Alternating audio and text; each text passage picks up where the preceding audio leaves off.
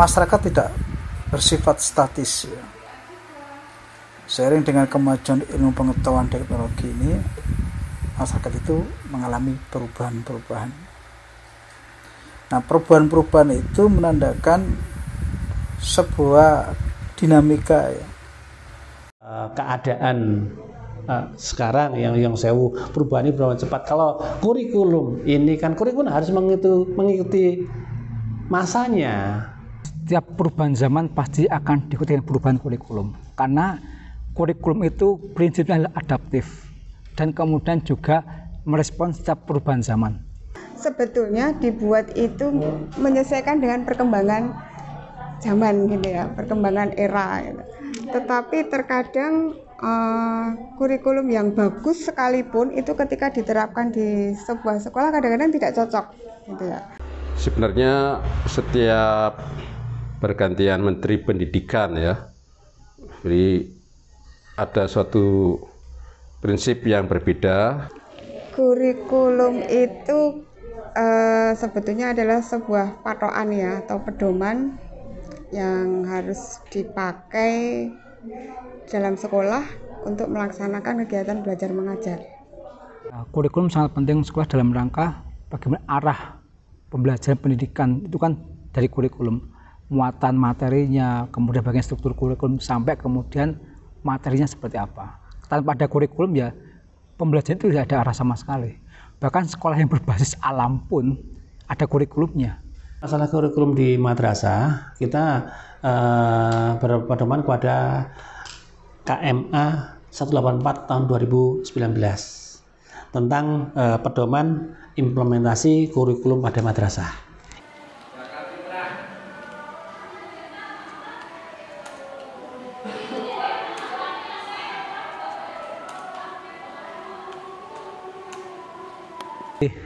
Kurikulum korelasi itu memang cocok di perguruan tinggi. Artinya kalau di perguruan tinggi itu kan itulah kewenangan perguruan tinggi untuk bagaimana mengelola sistem pembelajarannya. Sehingga misalnya setengah paruh semester nanti dosen ini. Tapi kalau di SMA ini hambatannya justru kepada pengakuan jam mengajar di Dapodik. Kalau sistem pengajarnya, pendapat saya bagus karena ada spesialis ilmu. Tapi penerapan di Dapodik tidak bisa diakui. Hambatannya hanya di aplikasi saja. Itu masalahnya di situ. Seandainya Dapodik mengakui bahwa tim teaching, misalnya satu pelajaran di kelas tersebut gurunya lebih dari satu, bagus. Spesialisasi ilmunya masuk dan anak semakin paham. Tapi masalahnya adalah kemudian untuk di Dapodiknya tidak diakui, masalahnya di situ. Mapel PAI bukan kita pisahkan ya. Kalau kita menganut pada pelajaran dinas, kita ikut full pada mata mapel dinas. Salah satunya adalah PAI masih tetap ada, tidak dipisahkan. Jadi materi PAI kalau di basis pondok ini masih sangat kurang materinya. Paling berkisar pada toharoh, kemudian pada wudhu, sholat. Dari SD, SMP masih materinya seperti itu. Oleh karena itu, untuk lebih mendalam lagi, maka dibentuklah suatu kurikulum diniyah. Yang diantaranya adalah ada tajwid, imla, nahu, sorof, tafsir, hadis, ya, yang sangat mendalam sekali untuk pondok pesantren. Kalau pelajarannya kita pisah, PAI itu tersendiri, PAI BTG itu tersendiri. Jadi tidak masuk ke tematik. Tetapi ketika di PAI katakanlah tadi ya sejarah Nabi Muhammad, misalnya di situ kelas Nabi Muhammad itu kelas berapa ya? Kelas 2 atau kelas berapa? Itu ada materi Nabi Muhammad gitu ya. Nanti guru bisa menyisipkan perilakunya beliau itu di mapel yang lain. Kaitannya dengan masalah kenapa dari MI ke MTS, MTS ke MA. Jadi di sini kan ada mapel PAI-nya ya.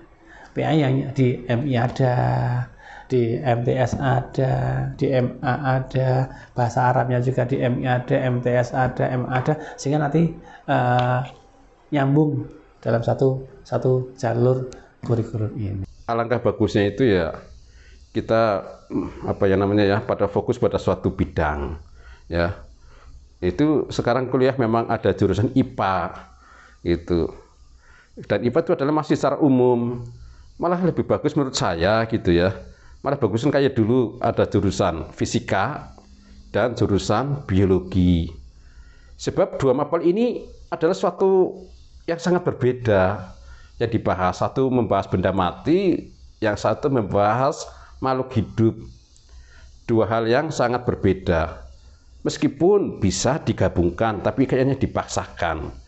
Tapi lebih bagus itu ya dipisahkan dan fokus pada itu lebih mendalam dan lebih bagus. Itu yang diterapkan di SMK saat ini. Itu siswa juga pahamnya setiap mata pelajaran itu beda-beda seperti itu. Kelemahannya itu setiap siswa itu dia tidak tahu arahnya itu mau kemana. Misalkan kelas 10 itu kan ada mata pelajaran kimia. Nah, di TPSM maupun di TKJ.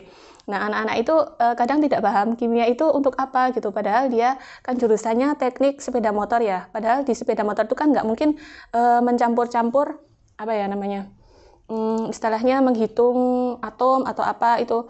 Mereka tidak paham sampai sejauh itu. Nah, mungkin nanti di kurikulum yang ketiga ini, yang integrated kurikulum ini, di situ mungkin siswa lebih paham apa kegunaan kimia untuk kedepannya gitu, terkait dengan jurusan yang siswa ambil seperti itu.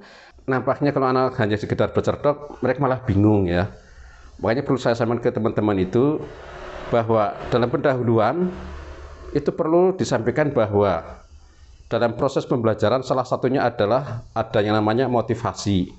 Nah, motivasi ini kita diisi materi yaitu tentang apa sih pentingnya mapel ini dalam kehidupan sehari-hari. Contoh misalnya pada bab Pitagoras, itu sangat penting pada bangunan-bangunan karena menghitung segitiga siku-siku. Juga pada teknik-teknik jembatan, dan dalam hidup sehari masih banyak sekali dipakai. Nah, sering sekali saya sampaikan ke teman-teman seperti itu. Jangan begitu masuk langsung mapel ini ditanya siswa nggak semangat gitu ya. Karena ini belajar ini buat apa gitu. Nah, akhirnya saya sampaikan ke teman-teman itu, coba tahap-tahap pembelajaran salah satunya adalah ada motivasi, yaitu kegunaannya untuk memotivasi siswa apa sih kegunaan pelajaran ini dalam kehidupan sehari-hari kita, sehingga anak itu akan semangat dalam belajar. Kalau tema itu setiap tema itu nanti isinya itu semua mupel, istilahnya mupel ya, bukan mapel tapi mupel. Jadi setiap tema itu mengandung muatan pelajaran. Ya ada IPA, IPS, tapi jadi satu, tidak sendiri-sendiri gitu. Jadi kalau misalnya tema diriku, nanti di pelajaran IPA itu juga tentang diri kita. Kemudian di bahasa Indonesia perkenalan diri, kemudian di bahasa Indonesia juga tentang pengenalan diri, kemudian IPS nanti ada identitas keluarga, pokoknya semua tentang diri anak itu gitu. Tentang diriku temanya.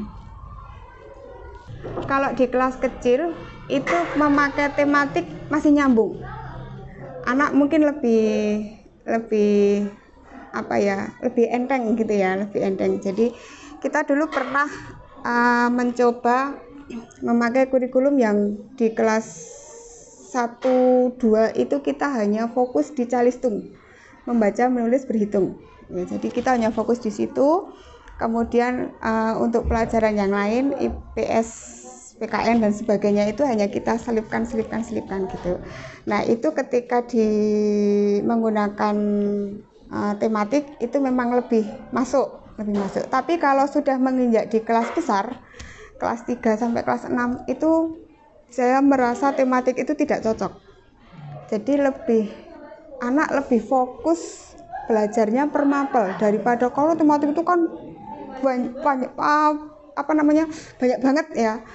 Jadi satu tema itu nanti bisa mencangkup banyak sekali dan anak harus menguasai semua. Nah, yang berat di kelas besar itu karena materinya semakin banyak. Kalau kelas kecil kan katakanlah hanya misalnya tema diriku gitu ya.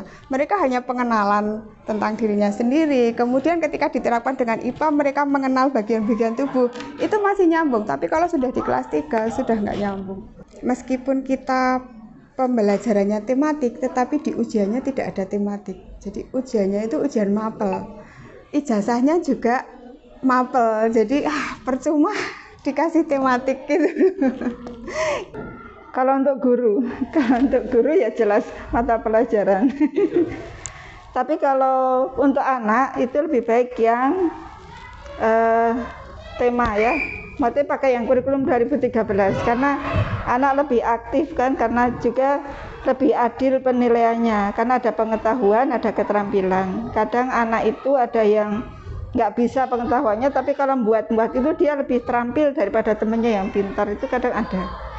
Jadi itu lebih adil ya buat anak-anak. Kalau buat guru kan kayak kita dulu zaman sekolah itu misalnya diterangke guru nyatet banyak gitu kan, yang keluar juga itu. Kalau sekarang kan lebih luas ya.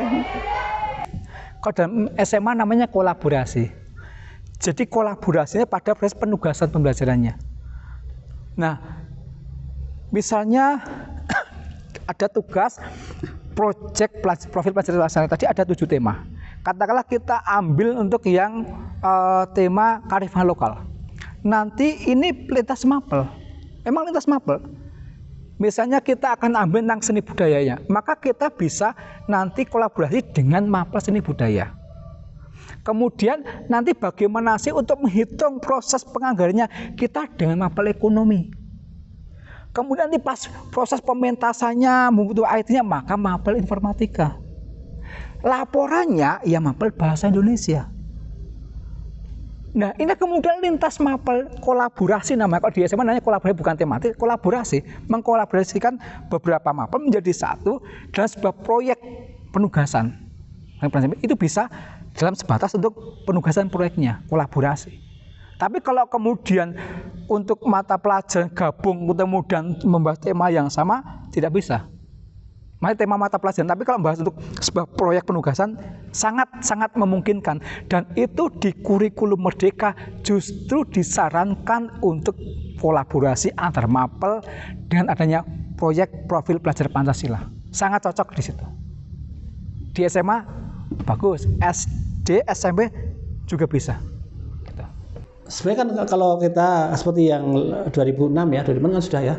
Langsung mapel, ini mapel udah. Tapi yang ketika 2013 kan dengan tematik kan itu terintegrasi. Jadi di sini sebenarnya bukan masalah setuju ya, hanya saja nanti dari pengelolaan kelas itu yang justru yang sekarang itu diperlukan di situ. Kelihatan kerja meskipun wajib.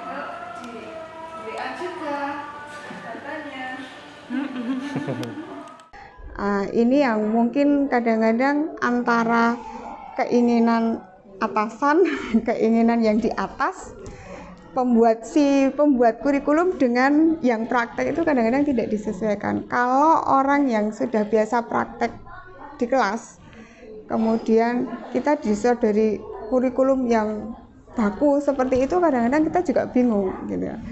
Jadi ya kemudian akhirnya kurikulum itu hanya sebagai sebagai pedoman aja, tapi nanti untuk prakteknya sudah tergantung gurunya masing-masing. Kelemahan yang kedua kemarin masing-masing guru itu kemampuannya berbeda-beda. Tidak semua guru bisa menguasai semua mata pelajaran. Ini yang saya lihat di kurikulum yang sekarang yang agak berat di situ. Jadi dan perlu untuk bagaimana caranya menerapkan, mungkin juga guru-guru perlu dikasih atau diberi edukasi seperti itu, terutama gurunya dulu, kemudian nanti siswa baru bisa menindaklanjuti atau memahami. Nah, yang penting dari kurikulum ini ketika ada kurikulum baru yang pendampingan atau workshop kepada guru-guru ini sehingga nanti guru bisa mengikuti atau memberikan pelajaran kepada anak-anak. Bapak Ibu guru, saya minta Bapak Ibu guru, ayo kita sekarang gambar semuanya. Saya kasih kertas HVS semuanya. Gambar apa? Kasih plan itu. Silahkan Bapak Ibu bebas menggambarnya sesuai dengan kemampuan Bapak Ibu dan imajinasi Bapak Ibu. Saya kasih waktu 10 menit. Nah, sampai selesai, saya keliling, tunjukkan Bapak Ibu gambar kalian Bapak Ibu semuanya. Sebagian besar menggambar gunung. Sebagian seperti itu. Artinya apa? Selama ini Bapak Ibu guru takut untuk keluar dari zona nyaman menggambarnya. Kenapa? Ketika TK kita diminta menggambar 2 gunung. Ketika kita tidak menggambar itu takut salah. Sehingga ketika Bapak Ibu guru ini keluar dari itu gambarnya takut salah. Yang kedua ya Bapak Ibu, sekarang kita membuat pesawat terbang. Semuanya membuat pesawat terbang melipat-lipat kemudian sampai licin. Tidak ada yang berbeda. Saya katakan seperti itu, Bapak Ibu, itulah model pesawat saat ini. Bisa jadi 10-20 tahun datang model pesawatnya tidak seperti itu. Bisa nggak Bapak Ibu kalau kemudian saya ambil kertas, saya kemudian tekuk-tekuk, kemudian saya kepal jadi bulatan, bisa nggak Bapak Ibu kemudian 10 tahun datang pesawat itu bulat seperti ini? Bisa nggak Bapak Ibu? Bisa. Nah, kenapa Bapak Ibu kemudian tidak bisa membuat yang seperti ini? Inovasinya, kenapa yang sudah ada seperti ini? Takut salah kan berarti? Oh iya ya. Nah, iyalah Bapak Ibu, kita jangan takut salah untuk berinovasi. Bagaimana kita tahu kalau itu salah ketika kita belum pernah mencoba? Ketakutan itulah Bapak Ibu yang kemudian menjadikan kita adalah kemudian tidak bisa keluar dari zona nyaman itu. Kita sadarkan dulu yang pertama itu, Mas. Yang kedua, tadi pelatihan mengundang para pakar, para ahli yang memang dalam bidangnya.